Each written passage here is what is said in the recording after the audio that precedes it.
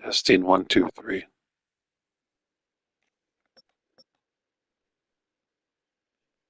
Testing 1, 2, 3.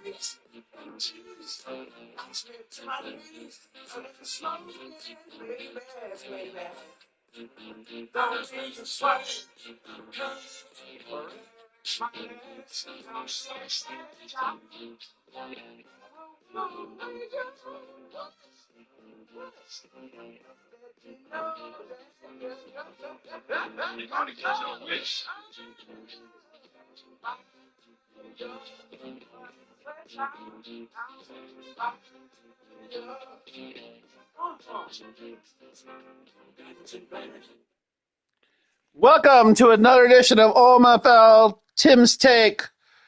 The OMFL Lions are on fire. As you heard the song from the Ohio Players Fire, we are on a roll. We are on a 4-game winning streak.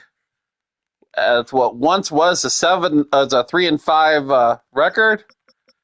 It's now a 7-5, and we are moving closer to the Vikings and the Bears in an attempt to not only make the playoffs, but put a little pressure on them to they stumble.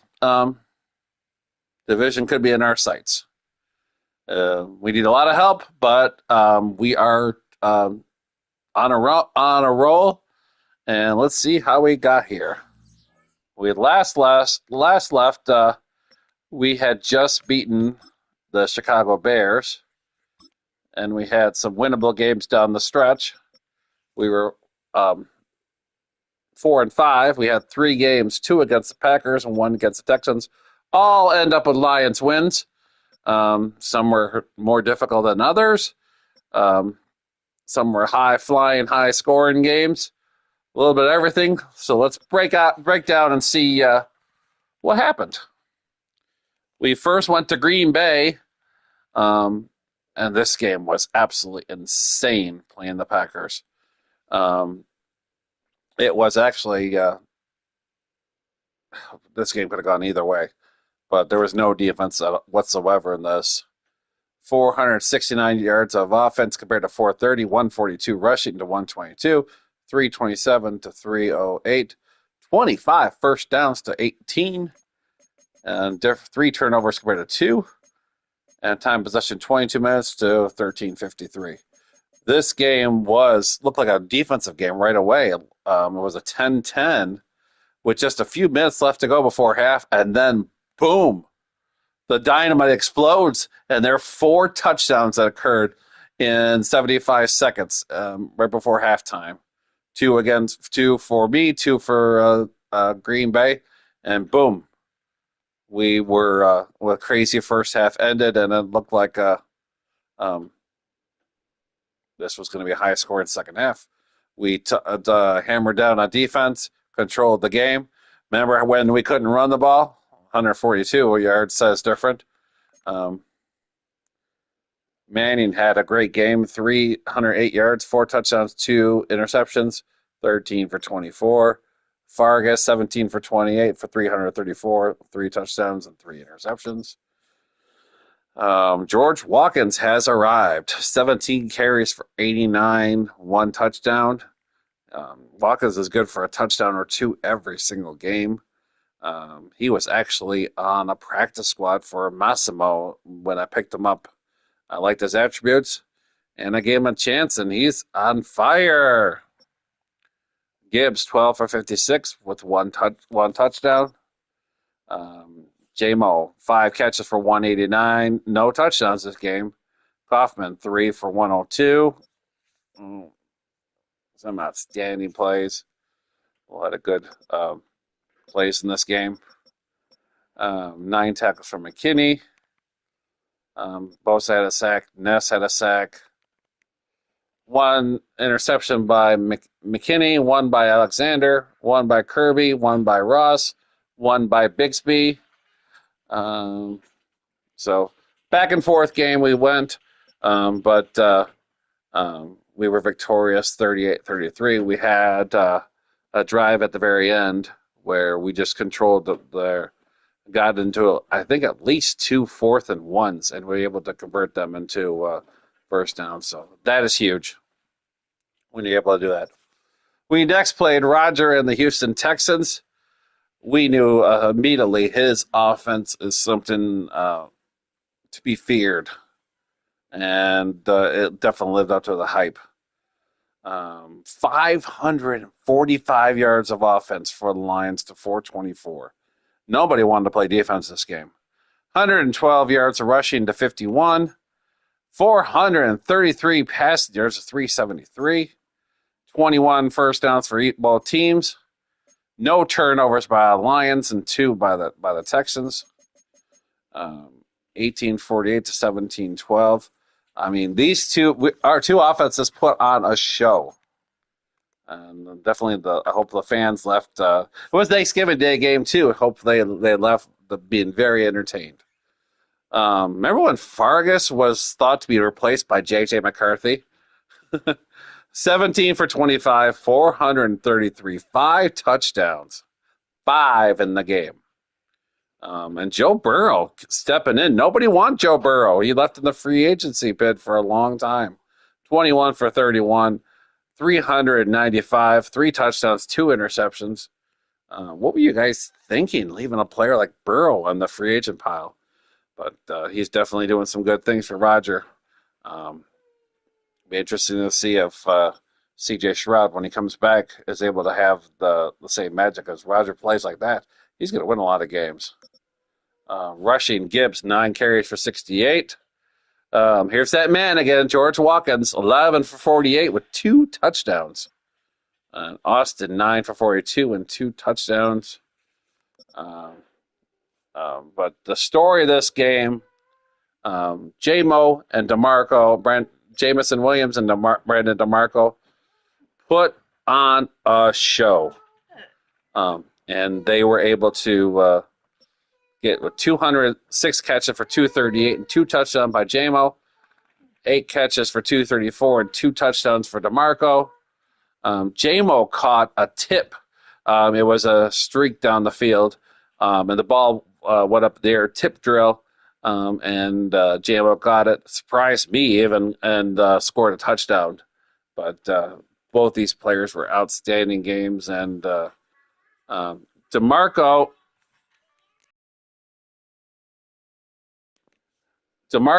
put on DeMarco scared me.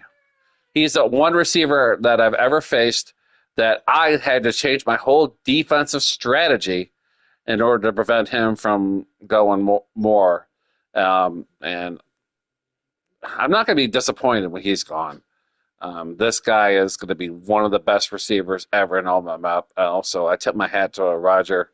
You created a monster, and on behalf of everybody in the Alpha Male, we're happy we don't have to think about guarding him next year.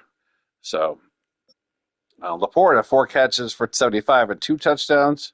Douglas even got a touchdown. McDonald got a touchdown. Everybody was getting touchdowns this game. Defensively, Bruce Ross, 10 tackles, 1 for a loss, 1 sack by Ross, 1 by Phillips, 1 by Stafford, 1 by Thomas, interception by Ross and Branch. Bruce Ross is definitely going to be missed going forward as a bona fide All-NFL Hall of Famer. And going to be a legend. Going to get a jacket. So, and then we played Priest again in the Green Bay Packers. I always hate when you play somebody just recently. If they came away with a loss, they got that, they seen a lot of you, and they got that chip on their shoulder. They still taste the blood from when you defeated them last time. And it makes it a different, challenging game. It makes it how do I change things up to show him a different side? Because if you show him the same side, he's had time to plan it and how to strategize and use all that. I should have done this. I should have done that. It's very difficult. It happened to me with Bill and I believe second season of the cycle, where I played him on week 18 right before the playoffs, and then played him in the playoffs, and it was a completely different game, completely different outcome, and I hated it. But 349 yards of offense to 247, 124 rushing yards to 97. Last time I played a Priest, he wasn't able to run the ball as much, so he was able to do that this time. 252 yards of passing yards to 123. I held him to 123. 20 first downs compared to 15. 1 turnover compared to 2. 20 minutes to 15:53. The story of this game was I made big plays when it counted. The first half, it looked like a total Detroit domination. I let the door open in the second half. He barged right through. It was 1 point. It was 21-20, and it looked like Priest was going to sneak out of Ford Field with the win. I had the drive going. I went back to pass. I fumbled even, which forced me to burn up my timeouts. And then he took a 24-20 lead, and I had a game-winning drive that will be capped with an incredible deep pass to J-Mo right as the time expired. So, very entertaining game. Fargas, 278 yards of offense, two touchdowns, no interceptions, 18 for 32. Rex Manning, 10 for 18, 133, 1 touchdown, 2 interceptions. Stark, 21 carries for 96 and 2 touchdowns. Gibbs, 10 for 49. Watkins, 12 for 46, but got another touchdown. J-Mo, 5 catches for 128 and a touchdown. Bone, 5 catches for 68. Kaufman, I held Kaufman only 2 catches. But I just made more plays when it mattered. Sacked by Peterson, sacked by Coyne. Hutchinson got a sack. Van Ness got a sack. And I'm not even going to try to say that guy's name, but he got a sack. Joseph got an interception. Arnold got an interception. So definitely a big win for the Lions. Winning games that I should win, especially if I want to improve my playoff seeding. Up next for the Lions, we have 5 outstanding games left. Currently, of the 5 teams we play, none of them are in playoff position right now. So they're definitely winnable games. They're games that we should enter as a favorite, and hopefully that improves our playoff chances. Eagles and Bills on a road trip coming up. Eagles, I think I'm playing tomorrow afternoon. And the Bills, I can only imagine I'm playing sometime this weekend. But definitely going to be um, interesting. And we play the Commanders at home. Always fun to play Trey at Ford Field. And then Kobe and the Titans. And we go to New York to wrap the season up against Bill. So we're in great position, playoff position, but nothing is guaranteed, and we have to fight hard to earn everything we need to earn. Um, AFC, the Bengals have the first round bye right now. Colts are in the second seed. Chargers at the 3, Jets at the 4, Texans at the 5, Steelers at the 6, and the Ravens at the 7. We look at the NFC side. The Cowboys got the number 1 seed. The Seahawks are the number 2. Bird and the Panthers are number 3. Big Hurt and the Vikings number 4. Colin and the Bears number 5. That would be an interesting playoff game, Vikings and Bears. We're at the 6th seed, and Nate's at the Saints are in the playoffs at the 7th seed. So, um, really interesting matchups if they started here today. Um, Realistically, I think we can improve to get to the 5 seed if we work hard. Colin's been stumbling lately, so if he stumbles, the 5th seed could open up. But our 2 losses that we've had against Big Hurt and the Vikings make it difficult for us to win the tiebreaker against him. We've lost a lot of games in the NFC, similar to what we did last year, where we had a good AFC record and a not so good NFC record. Um, but we, you never know. We have to fight to get there, and we'll see what happens. I'll leave it on that. Good job, everybody, getting their games in. Let's finish strong. We got a lot of stuff coming up with the Madden 26 and college football. Should be interesting. It's nice outside, so enjoy the weather.